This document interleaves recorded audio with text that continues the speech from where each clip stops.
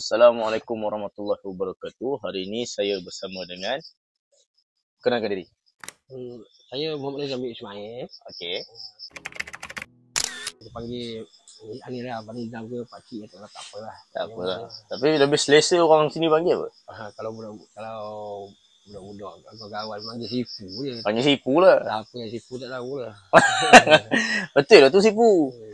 Jadi hari ni kita nak sembang sedikit sebanyak tentang ini dia kita sembang. Apa benda ni? Ini. Ha.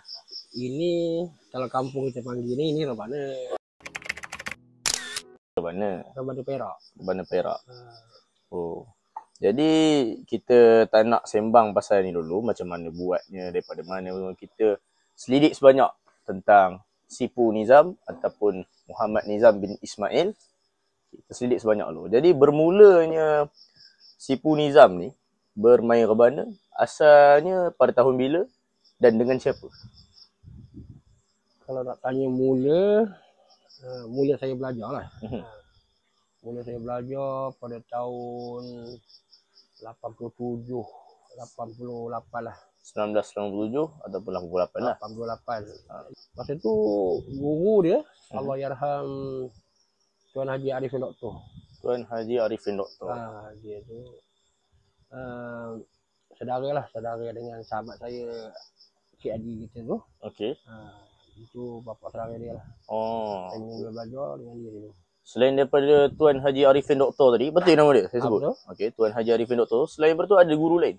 Ada banyak guru je. Banyak gurunya. Kalau ada guru ramai lah saya. Okay. Selain daripada tu siapa? Boleh petik satu ataupun dua nama? Tahun 90.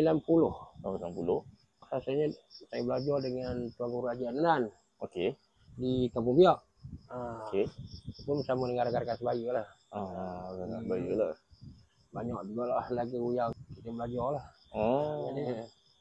Cara pukul, cara main lagu dia. Semua kita belajar gitu. Secara serius lah, mula serius. Oh, tu dah mula serius lah. Dah besar sikit kan. Dah besar sikit. Start tingkatan 2 ataupun tingkatan 3, tingkatan 4, 5 macam tu lah. Lebih kurang macam tu lah. I see. Itu bersama dengan Cik Jami'an kita. Oh, Cik Jami'an. Cik Jami'an Saleh.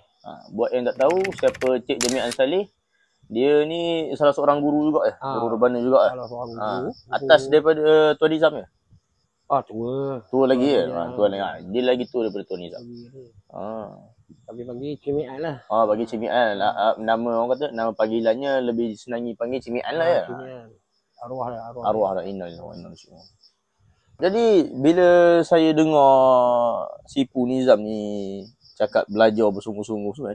Dulu kita dulu tak ada Google Meet, tak ada kiranya internet semua. Jadi belajarnya macam mana? Memang secara depan, tapi lokasi ni mana? Sekolah ke?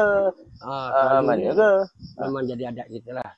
Daripada dulu lagi belajar je di surau. Oh, belajar di surau. Ataupun di masjid dulu kan. Tempat kita belajar dulu. Memang situ lah tempat apa? Kiranya bertapak nak belajar main rebana ni. Saya di Surau Bawah Bunga. So lama dah ya kiranya bertapak. Lama lah. Jadi buat masa sekarang ni masih aktif lagi main? InsyaAllah. Tapi sekarang dah bukan pelajar lagi dah. Orang pun dah panggil Sipu. Kiranya kita tenaga pengajar lah kiranya. Untuk makluman panggilan Sipu tu orang yang bagi. Orang yang bagi. Saya sebenarnya tak layak pun. Apa pula. Memang ini kiranya. Sebenarnya ramai lagi. Yang lebih yang lebih hebat. Lagi yang lebih dahsyat lagi kan, yang boleh mengajar secara serius dan yang orang lama lah. Saya ni hanya sekadar itulah, kita pegang pas sampah tu. Biar genting tapi jangan putus. Saya ambil itu je lah. Dia pepatah tu lebih kurang apa? Tak maknanya dia tak habis lah. Okay, dia tak sampai putus kan. Dia genting tapi dia tak sampai putus lagi. Tapi adat tu masih ada lagi. Kita masih teruskan lagi setakat mana ada yang berminat. Kita cuba ajar lah. Faham. Jadi permainan rebana ni kiranya dah boleh kata seluruh negeri ada ke? Negeri, kalau untuk makluman saya, negeri ni untuk negeri Perak dia Rebana ni. Rebana ni lah kiranya. Terkenalnya di Perak lah. Terkenalnya di Perak. Namanya pun Rebana Perak. Rebana Perak. Iyalah. Mungkin ada di sebelah kalau kita tengok di Kampung Medan. Itu dah masuk dia, tapi yang asalnya orang Perak juga. Orang Perak juga dia berhijrah ke sana. Hijrah. So orang kata selain daripada setahu pengetahuan saya, rebana ni digunakan untuk majlis rumah kahwin. Selain itu ada? Banyak. Kalau untuk rebana ni, kalau ikut adat dulu, dia bukan cakap untuk orang kahwinnya. Dia untuk orang bertunang, orang naik boyan. Atau orang bersunat sekalipun memang dipukulkan rebana, dialukan rebana. Jadi rebana ni kira macam penyeri majlis lah. Penyeri majlis. Lirik-lirik ataupun lagu-lagu dalam rebana tu sendiri kiranya berunsurkan macam mana kiranya? Ada berunsurkan muja semangat ke apa ke? Tak ada. Tak ada muja semangat. Takut kau iso main malam-malam habis panggil pula 2-3 liang kan yang balik. Tengok daripada bahasa Arab ni kita tak tahu lah nak macam jemaahnya. Yalah. Tapi kalau ada 1-2 lagu yang kita lihat bahasa Melayu dia, semua bersifat untuk memuji Nabi. Nama-nama para sahabat. Nama-nama Nabi yang terdahulu. Dan memuji Rasulullah kita sendiri. Macam tu je. Kalau kita tengok daripada kita ambil daripada syair dia, dari segi alih dia tu, kita ambil daripada kitab berjanji. Kitab berjanji tu sendiri pun dah menunjukkan memuji Rasulullah sendiri. Masya Allah. Jadi tak ada lah kiranya apa berunsur ke arah semangat ke apa ke, tak ada lah. Tak ada. Alhamdulillah, Masya Allah. Tu takut dengar tu. Jadi bila main rebana ni, Sipul Nizam, dia ada adat bermain. Kiranya ada tak pakaian ataupun kodnya ke apa ke? Ada adat lah. Ada adatnya. Zaman ayah kita, zaman tok kita dulu memang terkenal lah dengan adat dia kan. Adat dia, ya betul lah. Adat orang Melayu memang tak ada pisah lah. Untuk generasi yang baru ni, kita tak ketatkan sangat adat. Tak ketat sangat lah. Contoh adat yang dulu yang kira sekarang tak pakai dah. Adat dulu apa? Kalau bermain rebana ni, apa etika pemakaian dia? Etika pemakaian dia. Kalau dulu, kalau main rebana ni ada lah pakaian dia. Orang sendiri yang pakai baju Melayu. Baju Melayu tu dah telah maklum lah pakai. Baju Melayu ni, songkoknya apa.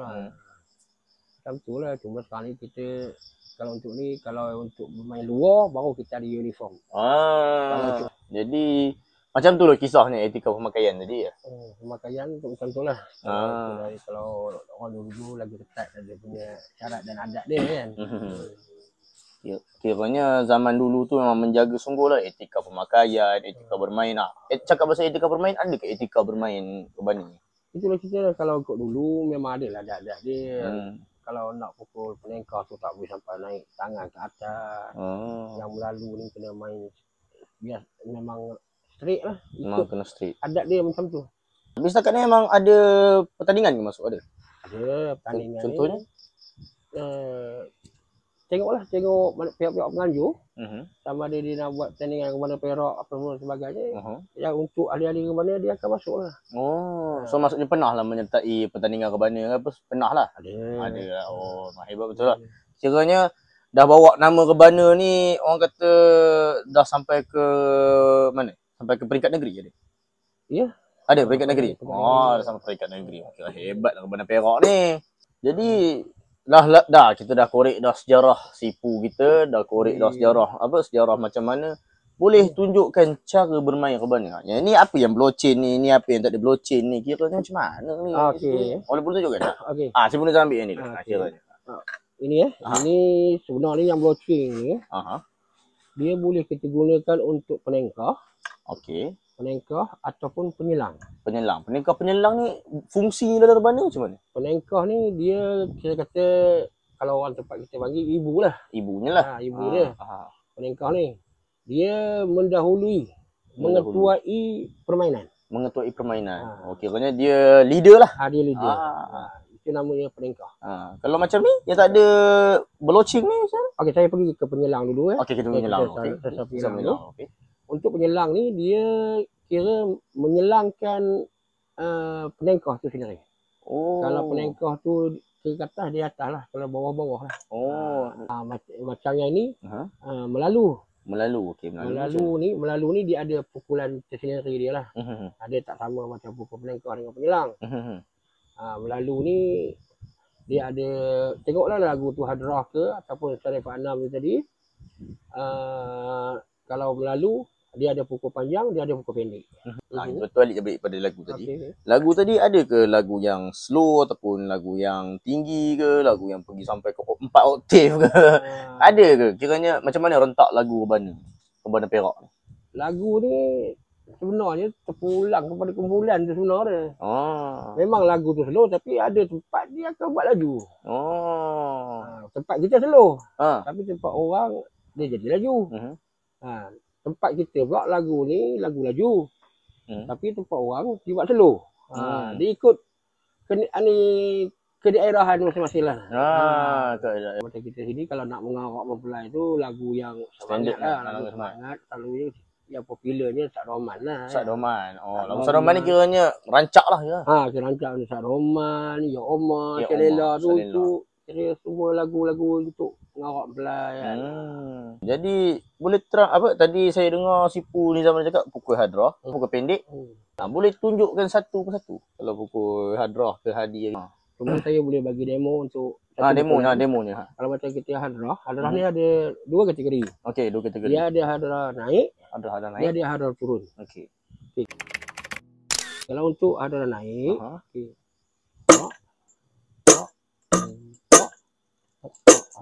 Dapat beza kan? Okey. Apa beza dia kalau kita Hadrah turun? Tengok Hadrah turun. Okey. Dia hilang satu dua. Dia hilang satu di bawah. Itu jadi Hadrah turun. Kalau dia ada bawah, dia jadi Hadrah naik. Okey. Itulah beza. So kenapa ada perbezaan antara tepuk ni untuk bagi kelainan dalam lagu ke macam mana? Itu memang kaedah dia. Kaedah dia. Untuk kenapa saya tak dapat jawab. Kenapa tak dapat jawab lah? Kaedah lagu tu. Pukulannya macam tu kan. Pukulan ni memang dah kira dah diturunkan kepada generasi demi generasi sampailah hari lah. Sehingga ke hari inilah. Itu pun kalau mengikut kaedah pukul Hadrah lah. Pukul Hadrah. Kalau dia setengah tempat, dia Hadrah dia ada juga berbagai-bagai. Yalah, berbagai-bagai. Satu lagi saya nak tanya lagi Sipu Nizam. Saya tengok Rebana ni macam dibuat khas, macam premium lah apa lah. Benar lah orang yang buat Rebana ni. Jadi materialnya apa benar? Material apa kiranya bahan-bahan yang digunakan untuk buat Rebana ni apa benar? Okey, kalau kita tengok material ni, kalau tengok dari segi ni kayu lah. Ni kayu lah. Kayu. Okey. Ini kulit dia. Ini kulit. Biasanya kulit ni pakai kulit apa? Kulit ni dia ikut keadaan lah. Ni bintik-bintik kulit ya? Macam ni kulit kebor. Macam ni kulit kebor, yang ni kulit lembu. Dia ikut keselesaan dan nasib juga. Nasib juga? Macam mana nasib? Nasib tu saya maksudkan untuk membuat penengkah ni bukanlah satu benda perkara yang mudah. Okey. Kadang-kadang nak buat tak jadi. Okey, ni tanya ni soalan memang daripada saya lah kiranya. Tempoh untuk menghasilkan Rebana ni berapa lama benar? Kalau lagi lama lagi bagus lah. Lama dia tu. Kalau dulu mungkin main 7-8 bulan. Baru siap satu? Baru dapat melegang kulit ni yang terbaik lah. 7-8 bulan lah. Betul barulah dia jadi sebiji Rebana. Dia untuk buat balong ni tak ada lama. Buat balong tak ada lama. Dia narik kulit ni yang nak bagi betul-betul dapat dia punya kod dia tu. Kadang-kadang tak jadi, terpaksa tukar balik. Rumit tu lah nak buat benda ya. Rumit ya. Tukar Rebana mahir lah. Rebana mahir. Itu dia perjuangan orang kata untuk membuat Rebana ni. Bukan senang. Bukan perkara mudah betul. Jadi Sipu Nizam berdasarkan pengetahuan Sipu Nizam lah. Ketika anak-anak murid bermain Rebana ke apa ke, ada tak timbul satu kiranya fikiran daripada Sipu Nizam ni? Sipu Nizam tengok tak macam orang dulu. Ada tak macam tu? Memang ada. Lain lah kiranya. Semua macam tu. Semua macam tu lah. Mana lagi tempat pun dia mengalami perkara yang sama. Mana nak kita nak sama orang dulu. Betul. Orang dulu dengan disiplin orang. Kita ni kata orang banyak cabang ya. Banyak cabang. Bukanlah satu fokus pada Rebana je kan. sebab dia tak bagi jadi tumpuan untuk rebana kan. Kalau kita nak ambil yang baik, dia laki orang tak minat langsung pula. Yalah, betul tu. Langsung orang lari kan, lari daripada anir rebana ni. Jadi rebana ni berapa lama ke dah sebenarnya Sipu Nizam? Oh, itu saya tak boleh jawab. Dia tak boleh jawab lah. Tak boleh jawab lah berapa lama dia punya usia dia. Saya pun generasi akhir dia kata orang. Sekarang ni pelajar Sipu Nizam, masa sekarang ni Sipu Nizam punya pelajar ada berapa? Kalau ikut generasi yang bukanlah ngajar sebenarnya, bagi tahu apa yang tahu. Kita tahu apa yang tahu. Okey. Apa nama tu, ada 3 generasi lah. 3 generasi. Zaman sahabat kita dulu Epoi ni, dan lepas tu zaman Azmin, zaman Azizi. Lepas tu masuklah generasi yang terbaru ni. Jadi Sipu Nizam nak tanya lah, dah berapa generasi dah Cik Nizam ataupun Sipu Nizam ni mengajar? Itulah 3 generasi lah. 3 generasi? 3 generasi, dengar. Jadi nama-nama yang Cik Nizam sebutkan tadi, kiranya adalah grup-grup rebana yang terdahulu dan sampai sekarang. Kebanyakannya yang saya tahu, grup rebana yang sekarang ni daripada tahun 2004, kelahiran 2004, 2010 ada ya, 2008 pun ada ya.